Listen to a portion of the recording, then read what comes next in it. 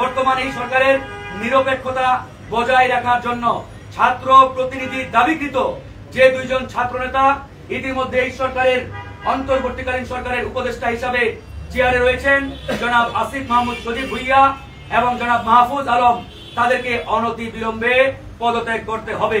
তারা যদি পদত্যাগ না করে তাহলে গণ অধিকার পরিষদ অন্যান্য সকল রাজনৈতিক দল এবং বিপ্লবের পক্ষের শক্তিগুলোকে নিয়ে অতি দ্রুত কঠোর কর্মসূচি ঘোষণা করবে। আমরা স্পষ্ট করে বলছি, এই সরকার জনগণের সরকার, কিন্তু জনগণের আকাঙ্ক্ষা বাস্তবায়ন না করে এই সরকার একটি রাজনৈতিক দলকে পিছন থেকে পৃষ্ঠপোষকতা দিয়ে সেটাকে পুষিয়ে পালিয়ে সেটাকে সবল করছে। এখান থেকে আমাদের সংশয় সন্দেহের উদ্রেক হয়েছে যে এই সরকারকে কোন রাজনৈতিক দল গঠনের জন্য জনগণ চেয়ারে বসায় নাই।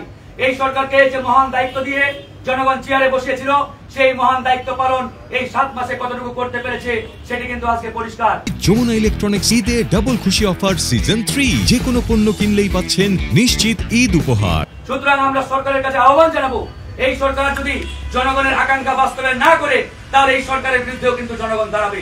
আজকে নিরপেক্ষ নির্বাচন এই সরকারের অধীনে হবে কিনা সেই প্রশ্নেও রাজনৈতিক মহল এবং জনগণের মধ্যে দেখা দিয়েছে। কারণ এই সরকারের এই 7 মাসের যে কর্মকাণ্ড, এই কর্মকাণ্ড এটাই প্রমাণ করে যে এই সরকার নির্দিষ্ট একটি দলের পক্ষে নগ্নভাবে যে পক্ষপাতিত্ব অবলম্বন করেছে, সেই জায়গা থেকে তাদের মাধ্যমে নিরপেক্ষ নির্বাচন আশা করাটা অনেক দুরূহ।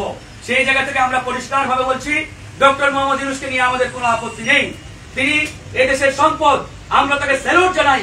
কিন্তু প্রশ্ন হচ্ছে, ডক্টর মোহাম্মদ ইউনূসের চতুর্দিকে যারা রয়েছেন এরা এক একটা আওয়ামী এজেন্ডাধারী, আওয়ামী দালাল, এবং এরা নানাভাবে আওয়ামী লীগের কাছ থেকে সুযোগ সুবিধা নিয়ে এই সরকারের যে ছাত্র উপদেষ্টা ইতিমধ্যে রাজনৈতিক দল গঠন করেছেন তাদেরকে নানাভাবে তারা পৃষ্ঠপোষকতা করছেন। আমরা এটাও শুনেছি আওয়ামী বড় বড় ব্যবসায়ীদের কাছ থেকে মোটা অঙ্কের টাকা নিয়ে আসার জন্য এই সরকারের 2 থেকে 3 জন উপদেষ্টা অত্যন্ত ঘনিষ্ঠভাবে কাজ করছেন।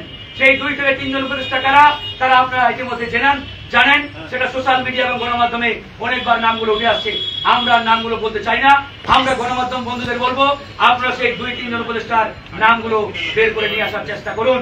আমরাও দেখতে চাই, জাতীয় দেখুক কারা এই সরকারের চেয়ারে বসে 2000 ছাত্র জনতার রক্ত সোনার যে চেয়ার, যে উপদেষ্টা পরিষদ, এই উপদেষ্টা পরিষদের চেয়ারে বসে আওয়ামী ব্যবসায়ীদের কাছ থেকে শত কোটি টাকা এনে সরকারি পৃষ্ঠপোষকতায় দল গঠনের পিছনে সেটাকে বিনিয়োগ করবে, ঢালবে, এটা এই দেশের জনগণ মেনে নেবে না।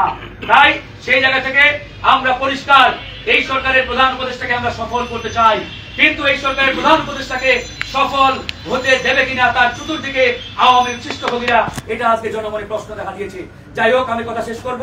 আমি আবারও রিপিট একটাই বাক্য, একটাই দাবি, একটাই আহ্বান জানিয়ে শেষ করব। গণ অধিকার পরিষদের পরিষ্কার দাবি, আগামী 15 দিনের মধ্যে বর্তমান সরকারের ছাত্র প্রতিনিধি খ্যাত যারা নিজেরাই দাবি করছে, জনগণ মনে করছে না, জনাব আসিফ মাহমুদ সজীব ভুইয়া এবং মাহফুজ আলমকে পদত্যাগ করতে হবে। তারা যদি আগামী 15 দিনের মধ্যে পদত্যাগ না করে এবং ডক্টর মোহাম্মদ ইউনূসের সরকার এই বিষয়ে যদি কার্যকর কোনো উদ্যোগ না গ্রহণ করে, তাহলে জনগণকে সাথে নিয়ে এবং বিপ্লবের পক্ষের সকল শক্তিকে নিয়ে গণ অধিকার পরিষদ কঠোর কর্মসূচি ঘোষণা করতে বাধ্য হবে। এমনকি আমরা যমুনা ঘেরাওয়েরও কর্মসূচি দেব ইনশাআল্লাহ।